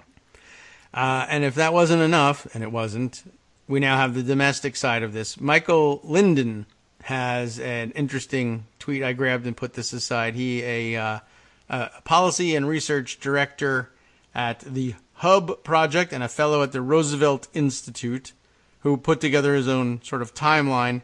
If the New York Times piece was too long, didn't read for you, or, for instance, I can't get it in between the next break, which is coming up in a minute and a half, the timeline goes something like this. For the domestic emoluments that Jared has been reaping, Trump promises to close the carried interest tax loophole that benefits private equity. Remember, they're getting away with murder line from the campaign, and I'm going to close that. Apollo, which is, you mentioned, a private equity firm, the founder of Apollo begins a series of private meetings with Jared Kushner in the White House. Kushner then receives a huge loan from Apollo, and apparently, according to the article, a loan 3 times bigger than they have ever made on a real estate project before, this private equity firm. Boom. It shows up in his bank account, and then double boom, Trump suddenly reverses field entirely, throws the campaign promise in the trash, and hands over a so-called tax reform plan that preserves the carried interest loophole for private equity. Good and it for all works Apollo, out very who just nicely. loaned Kushner $184 million. Right. Now, if I were to loan you $184 million and you were a total loser and all your buildings are underwater, and your dad had been in prison, and your brothers are incapable of anything either. How am I going to get that money back? I mean, I'm in trouble if I lose $130-something million on a bad loan to you. But if we're in danger of paying $100-something million in taxes when you close the carried interest loophole, and that goes away, then I get my money back. In savings and tax cuts, thanks to your reform plan, I actually have now I have a personal guarantee from you, not that you are personally able to repay it, but that you are personally able to manipulate the tax code to the extent that I'm going to get my $100 million back, whether you pay me or not. So that was well played, I think, over there. And that was the smaller of the two loans that he arranged for himself while he was in the White House. I guess we will get to the too long didn't read article in the New York Times after this break, because there's some better stuff to mine out of it. It really was rather incredible, which is why you're here, right? All right, we'll be right back.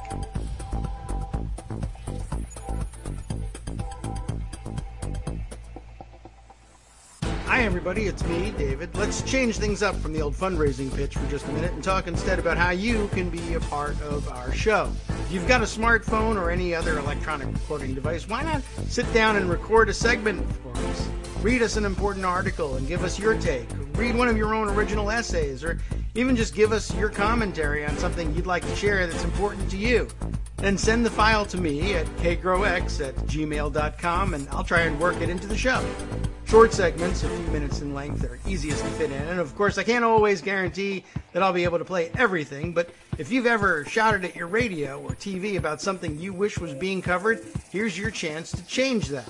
Make the show your own. Send your submissions to me at kagrox@gmail.com.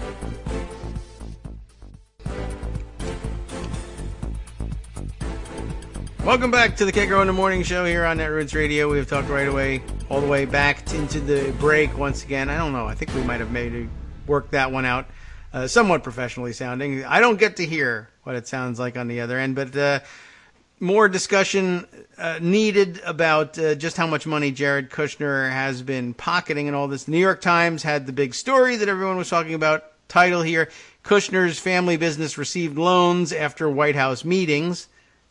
Put it as bluntly as possible. Apollo, the private equity firm, and Citigroup made large loans last year to the family real estate business of Jared Kushner, President Trump's senior advisor. Jesse Drucker, Kate Kelly, and Ben Protess are the byliners on this one. They work on the business pages, not the political house. They're not in the political shop. That explains quite a bit. It does indeed. Right. There's no evidence. The political side says, I don't know what you're talking about. My sources don't say that's happened. Right. My sources say the opposite happened. In fact, Jared lost that much money helping little old ladies across the street. That is probably what happened. Also, by the way, Jared and Ivanka privately appalled at this quid pro quo pay-for-play scheme. They just want you to know that. It's just, honestly, but eventually they'll probably bring their father around on that one. So Apollo was the smaller of the two loans discussed in this piece. We also have to mention it was, there was an even larger one from Citigroup, which lent his real estate firm and one of its partners $325 million to help finance a group of office buildings in Brooklyn. So we were not even still not even discussing 666, believe it or not, Fifth Avenue. We're talking about Brooklyn and Chicago. So in other words, he's in terrible, terrible trouble on everything he's ever touched. The biggest things his stupid company has ever bought are in trouble, and he's going to lose it all unless people just hand him money. So that's what he's doing in the White House. I guess that's about it. The Citigroup timeline here is the loan was made in the spring of 2017, shortly after Mr. Kushner met in the White House. And again, you could be doing this at Panera or something, as a private citizen, as you've been arguing in the breaks. but he's not, because you'll only get 10 million if you do things that way. You want hundreds of millions, you got to have the White House in your pocket. So you've got to be able to start a war. Yeah, I guess that's really all that it, there's no other way to do this. You can't wield that much leverage from outside. So he meets with Citigroup's CEO, Michael Corbat, C-O-R-B-A-T. Anyway, apparently the two men talked about financial and trade policy and did not discuss Mr. Kushner's family business, one person said. But everybody else said, yeah, they did. We found one person in a bar in southern Ohio who still believes in Trump. That guy has said that. Right. Or one person who's not Corbett. Okay. Maybe. But also possibly was him. It doesn't say. In that meeting, they didn't discuss it, but did they discuss it outside that meeting? Okay, we just had our White House meeting. Now let's go for lunch. Yeah, now so we can go discuss my personal finances. I'm going to write a figure on this piece of paper, and blink twice if you will loan that to me. We're not discussing it. This is the understatement of the year. Is the next paragraph. There is little precedent for a top White House official meeting with executives of companies as they contemplate sizable loans to his business, say government ethics experts. Not since Teapot Dome has that happened. Right. There's little precedent for it. There's this one little precedent over here, like you mentioned.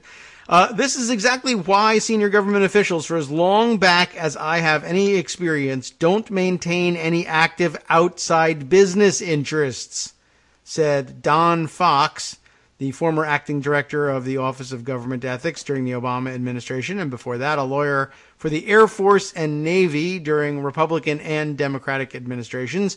The appearance of conflicts of interest is simply too great. Well, fine. That's what you think from podunk operations like the United States Air Force and U.S. Navy during both Republican and Democratic administrations.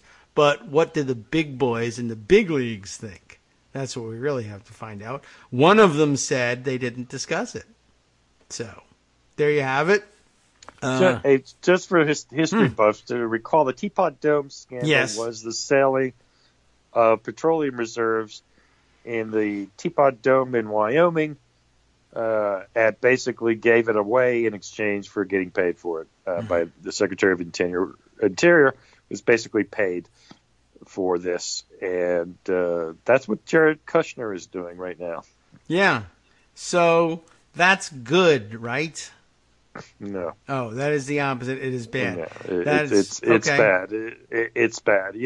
Nixon had a slush fund, and he paid off plumbers, but as far as I know, he did not sell federal contracts in that way. But well, he just missed an opportunity, I guess. Let's see. Now, where did I put away? We were sharing yesterday, speaking of the New York Times and how they never get it, and they're always playing both sides. Greg shared a New York Times piece with us yesterday by that notorious both sideser Marcy Wheeler, who has made it to the op-ed pages of the New York Times.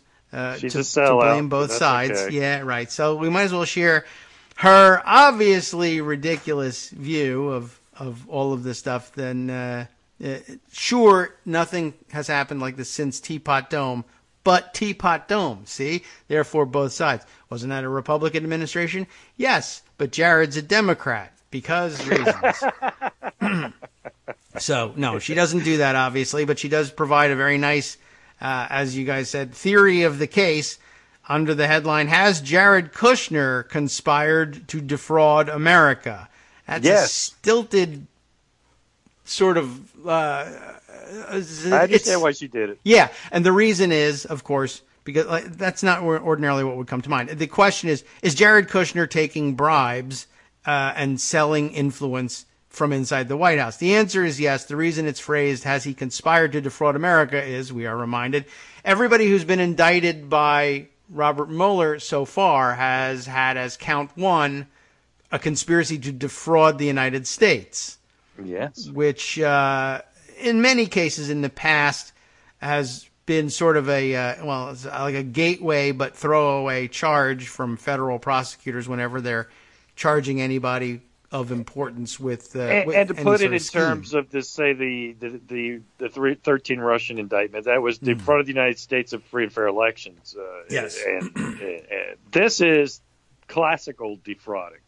Right, like you can't have a functioning government that actually works in the best interests of the people of the United States because I need money, I need to get paid, so I'm going to do whatever policy thing gets me paid. I'm taking bribes. If you give me enough money, I'll do the thing you want, even if it's not in the best interest of the United States, because you're paying me. That's just bribery. Interesting historical data point. The actual Teapot Dome payoff was a, quote, loan. There you go. So arm's length. Right. Okay. Just like everybody else here. So, yeah, that's how that's what they'll claim, too. This was a loan. I mean, I have to pay this back. That's not a bribe. It is if you don't really mean it. Or I'm not going to pay it back. Or you're going to pay it back with taxpayer funds or any of these things. Marcy, though, lays it out and lets everybody know that he's like, what I guess she's saying is she sees in the last day's news what looks like, and it's hard to tell because Mueller has been very careful and all of the indictments have pretty much come as surprises. I think she's saying this looks an awful lot like he's contemplating an indictment against Kushner for what amounts to bribery. And if you don't believe it or you don't see it that way, or I've not seen any evidence of collusion on anything, if you're one of those skeptics, the entry vehicle will be the same one that you've gotten familiar with in the last bunch of indictments, starting off with conspiracy to defraud the United States. It's very interesting, her piece, I should say. And by the way, it does include, I think we did make mention of this yesterday's news, the boring, already old news that 4 other countries, according to our intelligence officials, have been basically not openly, but privately, but obviously discussing among the upper echelons of their government how easy it would be to manipulate Jared Kushner into doing what they want. Maybe if they give him a little bit of cash, or perhaps we can leverage him or blackmail him in some way into doing what we want. But an good, easy way to do it would be to offer him giant suitcases full of cash and call them loans, I guess, for his company, and then he'll do what you want. So, not a good situation for him, I don't think, in terms of avoiding indictment. Now, you were suggesting, by the way, in the background before you joined us, that perhaps this would be work for a entirely separate special prosecutor. Are you? I think so. I mean, I one thing I want to do, at least me, if I want to be careful that Mueller doesn't get too far afield from what he's investigating. Now, unfortunately, I actually think, as I've revisited the situation, I think this might fall into Mueller's existing mandate. Okay. He is looking at financial transactions, and that means this would likely fall in there. Yeah, it certainly it could. And I mean, considering I don't even know where they certainly could separate it out. 1, because it's Kushner and not Trump, and 2, because it seems to be a side gig not related necessarily to Russian influence, but it's sort of a piece like, does it really matter which countries are giving you the cash?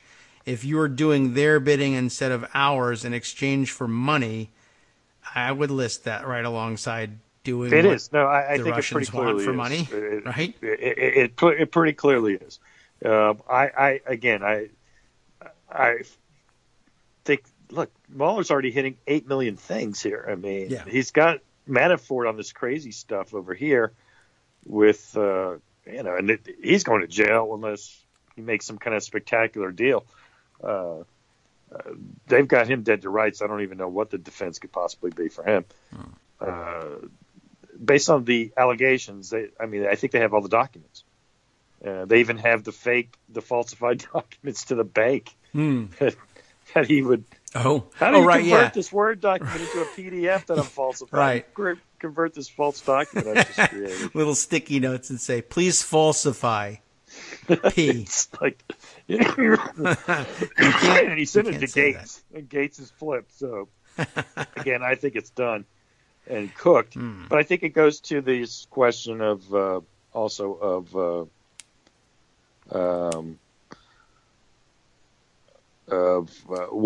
what is in the bailiwick, and I think Kushner's in there. The other thing is that Kushner had a meeting with a Russian banker whose name escapes me right now, Kiskov or something like that. I could make up some Russian sounding name. And sure, that's the guy. I'd be wrong. It's a Russian but bot. There was a Russian banker that he approached during the campaign for a loan for his business. Was it it was one of the sanctioned banks too? It was Nesh and Econom Bank, or one of the ones. Yeah, they're all difficult to pronounce. I think the meeting maybe I got it wrong. Maybe it was during the transition that he had that meeting. Okay. Which is even worse, of course. So I think there's no escaping. I think basically Kushner is part of the Mueller investigation, no matter where it goes. What ends up becoming interesting is how far do you go with Trump himself? Again, I have a theory. I have no idea if it's true. It just seems to me that Mueller is going circle by circle as it gets closer and closer to Trump himself. Mm-hmm. Because I think he figures that the moment he goes after Trump directly, and it's obvious that he's targeting Trump, Trump is firing everybody. Yeah, I guess so. He'll fire Sessions. He'll fire Rosenstein. He'll fire the FBI. He'll close down the Justice Department. Yes, well, they're full of corruption too. And they'll say, hey, that's not obstruction. He has the constitutional power to do it. That'll be Alan Dershowitz's answer. Yes. Well, that will be his answer. Hopefully we won't accept that answer, but by the way... we got to win an election. I honestly think that this comes down... I think this election really is extremely important. That is a good way of putting it. For where we go as a country, because at this point, what are we going to say? Well, it's just a one-off. We let Trump do all that. The next president doesn't get to do all these things. How does that work exactly? It doesn't. It's just, it's nonsense. Look out for it, of course. That's likely to be the outcome. Well, we'll get him next time. We'll get him next time on torture, which is a point you've made a million times. Oh, yeah. And we're not going to get him the next time on torture. No. I don't think we're torturing now. But there will be a future time when someone's going to be tempted to torture, and they're going to do it because we didn't do anything this time. Yeah. I think your point's absolutely valid on that. We will lose and I think out. It applies to this. By the way, those who enjoy drawing weird parallels between, well, why didn't they do this for, or what about this one, or how come they, pilloried Hillary over these things, and then not. Whether it was the emails or whatever, buried down at the bottom here, this has come up before, of the New York Times piece on Kushner and his bribery. Mr. Kushner also met at the White House with Stephen A. Schwartzman, chief executive of the private equity firm Blackstone, which in the past has lent money to Kushner companies for several projects, though all before the election. Until August, Mr. Schwartzman was the head of a White House Business Advisory Council. All very interesting. Schwartzman, of course, when he didn't loan money to, but made donations to the Clinton Foundation, this was it. Oh my God, this is it. This is obvious evidence of her corruption. And he did it because she was Secretary of State. No, she wasn't Secretary of State at the time. But, the thing at one point they had a secret meeting in advance of the Kennedy Center honors thingy, which definitely proves something about somebody somewhere. And then it turned out that, the Secretary of State actually has like a formal codified statutory role in the Kennedy Center honors productions because they're on the board of the Kennedy Center. And so was Schwartzman, and he was the chairman of the board of the Kennedy Center at the time. And so they met together. And yes, that's the evidence of something. We don't know what. Meanwhile, Schwartzman is, arranging these bailout loans for Kushner companies, and that's like paragraph 95 in this story. But, whatever, Clinton cash. So there you have it. So interesting parallel there and worth pointing out. I guess other stories that we won't be able to get all the way through, but I guess I'll throw into the mix because they're near to the same target. The Boston Globe with some stories here today. This one from Astrid Wesley, a reporter with whom I am less than familiar, but I instantly jumped at the headline. He tweets out, my new story, the Republican Party was once worried about blurring the lines between Trump's businesses and political activities. That time is over, and I wonder whether they make mention of and can explain their presence in Trump Tower. But this, in fact, the story about who's doing it? The NRCC, the National Republican Congressional Committee, the equivalent of the DCCC, who controls races for Congress, held a raffle to visit Trump wineries. He's going to go to the Trump winery in Virginia. That's your big raffle prize if you give us a bunch of money. The Republican National Party also holding a raffle for Mar-a-Lago visits. In other words, now you buy a raffle ticket for some set amount of money from the National Republican Party, and they will, if you win, put you at Mar-a-Lago, where what's the name of the guy who runs the media empire who always calls people over to meet with Trump? I can't remember now. His name escapes me. But they'll put you at Mar-a-Lago so that you can accidentally attract the attention of Donald Trump and bend his ear during one of the weekends. Now you got me bothered. Yeah, what's that guy again? The guy from Pittsburgh, right? Is he from Pittsburgh? He wrote for Pittsburgh. Chris Ruddy. Yes, that's the guy. Good call. Okay. Yeah, and I forget the name of his websites that he operates. Oh, he has a chiefly website, now. but he wrote for the Pittsburgh Crazy Tribune Review when it was crazy anti-Clinton, but now I don't know who he writes for. Newsmax. Yes, thank Newsmax. you. Greg has filled. It's one of those blanking out moments. So what you do, you buy your raffle ticket. They'll place you at Mar-a-Lago. Chris Ruddy will make sure that Trump comes over to your table while you're innocently and for no particular reason having lunch at the Jupiter Golf Club. And when Trump, one of the few times that he'll exit his golf cart is to come in for lunch.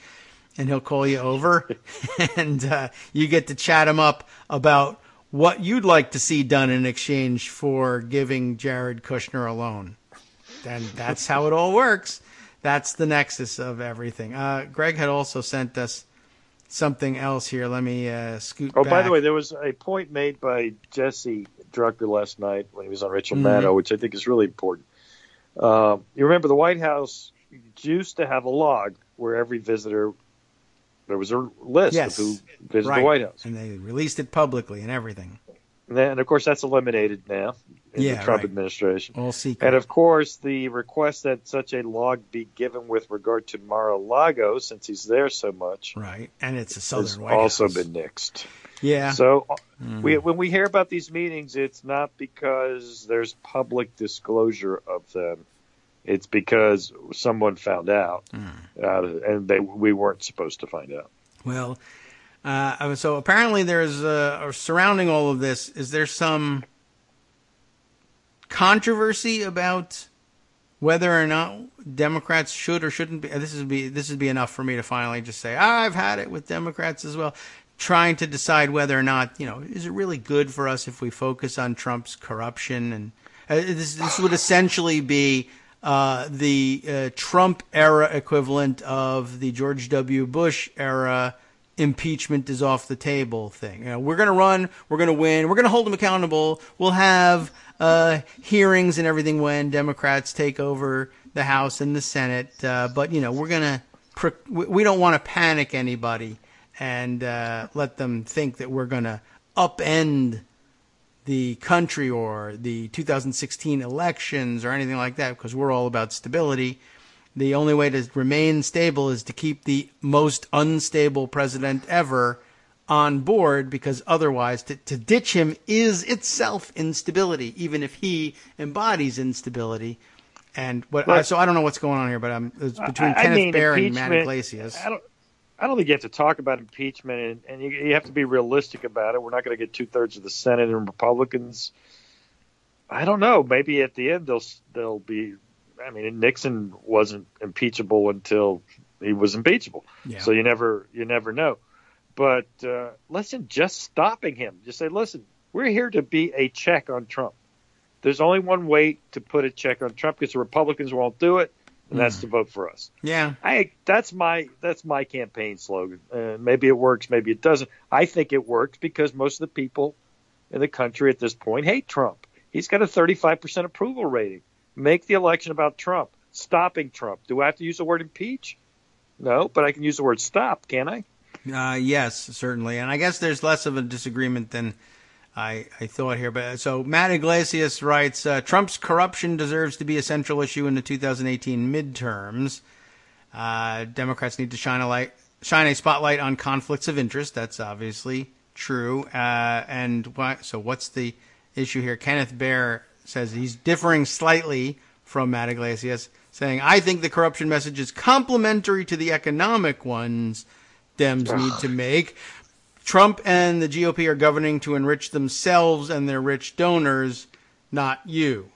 Great. But that is a little milquetoast, I guess. And I understand the idea of making it complimentary, but what you should say is Republicans are always and have always been running to enrich themselves and rich donors, not you. This is just that on steroids, where it's like I'm not governing to enrich myself. I am not governing so that it's easier to steal all the money. I mean, that's just a little bit worse than usual. Governing to enrich yourself is to say, I'm going to change the tax code such that it will benefit me, versus if you want to talk to the president, give me $100 million. That's just a different kind of crime. And you could probably make that distinction.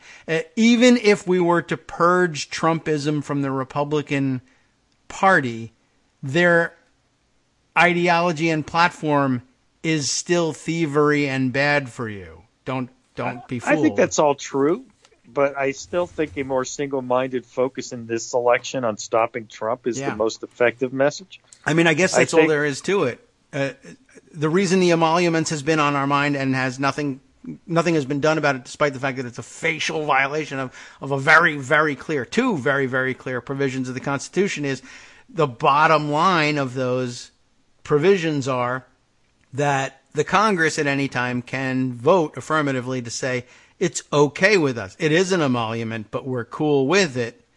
And we haven't asked that question. But if we did ask it of a Republican Congress, we'd probably get the answer is yes, it's okay. And we don't want that to be the outcome. We want bribery to be called bribery, and for people who take bribes to go to jail. And if you want that, that can't be done with a Republican Congress. It can't. It can't. It won't. They won't let it. They may never benefit themselves. They may never hope to be paid off by Trump. That's their thing. They're embarrassed and they're going to plow forward. Just as Mike Pence did yesterday, face to face with the president, when the president said, I don't care about due process, it's stupid. And everybody else burst out laughing. And Mike Pence, he just made me laugh with that. Just as if it hadn't happened, but with the special treatment, the kid gloves that Trump demands. You're right. You're brilliant. You're a genius. You're making a great deal. The opposite of what you said is true, but it's okay because of how great you are, and we're moving forward because America, freedom, stuff. In the end, I don't know. I mean, by the way. Yeah. I do not believe there is a due process violation if you deprive somebody of a gun temporarily. That is interesting. Look, if you can take my stuff because the government charged me with something, which you can, the civil forfeiture stuff. Hell, someone made the most. That may be some people's most valuable assets. The state can take people's kids.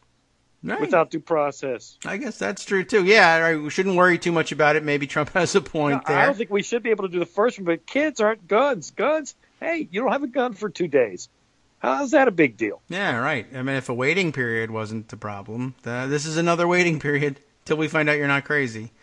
And it's a waiting period. Yeah. I mean, and say, listen, there's got to be a hearing within 48 hours, like you do habeas corpus. They can lock you up in jail for 48 hours. Right. Why is this not an exigent circumstances seizure?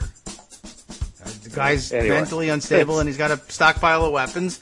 I wouldn't need a warrant if I walked in and saw that, or I knocked on his door and said I was selling Girl Scout cookies. They open the door and a cop comes up. I'd like some of those cookies. Holy cow, look at that stockpile of weapons. That's all it would take. So, yeah, exactly. Okay. We'll just have to make it work that way. So that's a good point. That's worth pointing out, and we could use that to enrage arch conservatives on Twitter if they weren't getting banned left and right, I guess. But they'll hear about it nonetheless. Thanks for helping out with us today. This is a hell of a day, so I appreciate having another voice to bounce try this this off one of. out for size. Trump Pot Dome. Trump Pot Dome. Well, all right. Yeah, we'll try and hammer that into shape to make it roll off the tongue easier. Thanks, Armando. Do stay tuned, everybody. I mean, I know that some other things happen, some of which are actually like full-blown outrages that I didn't get to. The West Coast Cookbook and Speakeasy, though, up next. Justice Putnam will round up all of those things and maybe head over some of the similar territory. Let's see. Democratic Representative of California Ted Lieu compares Trump's brazen and suspicious obsession with WikiLeaks to Nixon's White House scandals. That ought to be an interesting and fun comparison. Much more. I'll tell you about it after From this. Daily Kos Radio on networksradio.com. You have been listening to the Kagro in the Morning Show with David Waldman. Hey, how about this one? I'm going to skip right to this one here. A series of leaks exposes the New York Times newsroom is openly revolting against its editorial page editor. I mean, it's openly revolting. We knew that all along ago. But against the editorial page editor, just as we thought they ought to have been all this time, too. Wow, do stay tuned for that.